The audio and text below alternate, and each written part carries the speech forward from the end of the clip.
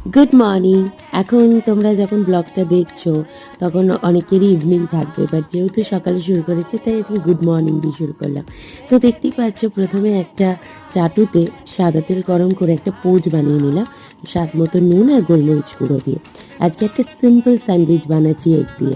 তো 4টে ব্রেড আমি সাইডটা একটু কাট করে নিলাম, নিয়ে প্রথমে সেঁকে নিলাম, নিয়ে দুটো ব্রেডের ওপরে এবার ওই হাফ করে নেওয়া পোচটা দিয়ে দিলাম, সামান্য একটু পেঁয়াজ কুচানো দিলাম, গোলমরিচের গুঁড়ো দিলাম, আর দিলাম একটু চিজ, মোজারেলা চিজ যেটা ঘরে ছিল সেটাই দিয়ে দিলাম, আর এর ওপর থেকে একটু মিক্সড হাফ দিয়ে দিলাম, দিয়ে আর একটু ওপর থেকে লেটাসও দিয়ে দেবো, যা যা ঘরে ছিল আর কি। একদম সিম্পল পদ্ধতিতে বানিয়ে নিলাম।